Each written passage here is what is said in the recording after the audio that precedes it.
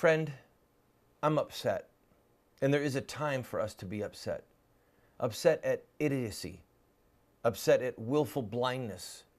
Upset at a policy, a federal policy pushed through by Obama himself that makes it against FBI policy to look at ideology or religion as a motivation.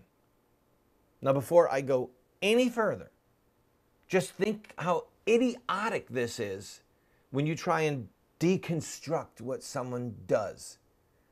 If a soldier in the Roman army said, I embrace Christ as Savior, I will not give incense, I will not burn incense to Caesar.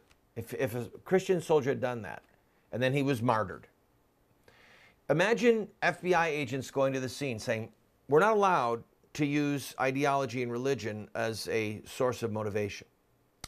Was he on any drugs? Did he show signs of depression? Did he shoot guns a lot? Or was he known to swing his sword around a lot and throw spears a lot? Where did he grow up? Who were his associates? Was he radicalized by some of those people who hide in the catacombs?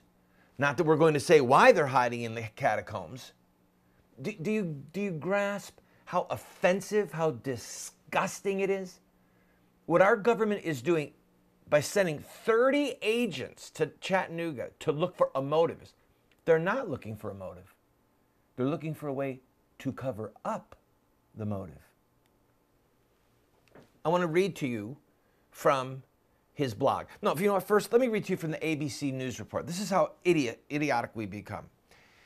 A full-scale terrorism investigation using the FBI, local law enforcement, intelligence agencies, and foreign allies is underway, trying to determine the motive behind Mohammed Yusuf Abdulaziz's attack on 2 military installations Thursday.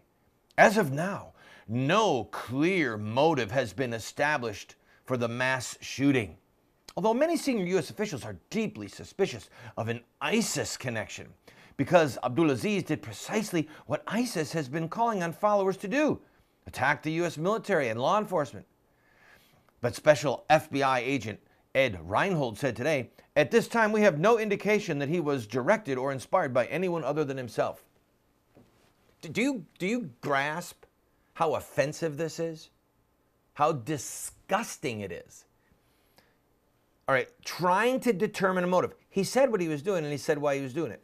We're not going to believe you.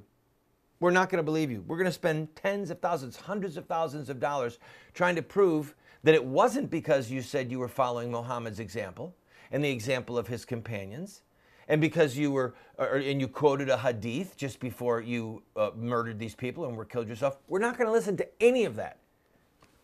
I can't hear you. I can't hear you. Did you say Muhammad? I can't hear you. You said Islam. I can't hear you. It's a joke. It's laughable. It's so offensive. So they said they're deeply suspicious of an ISIS connection because Abdulaziz did precisely what ISIS was calling on people to do. Where does ISIS get its motivation? Oh, we can't mention Islam. Can't mention Islamic terrorism. Can't mention mujahideen. Can't mention jihadist. Can't mention religion, can't mention ideology, can't mention the hadith, can't mention the Quran. It's offensive. It's a crime against our citizens. Because here's the deal, people. As I'm going to show you when we come back from this break, I'm going to read to you from Mohammed's blog, okay?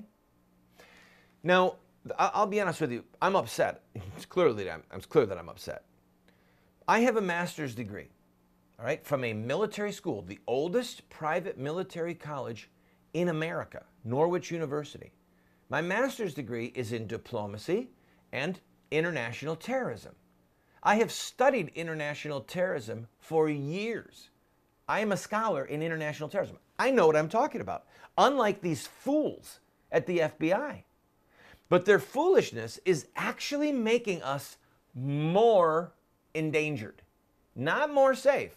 More endangered. Because if you won't listen to what a man is telling you, why he intends to kill you, he might just get away with your murder.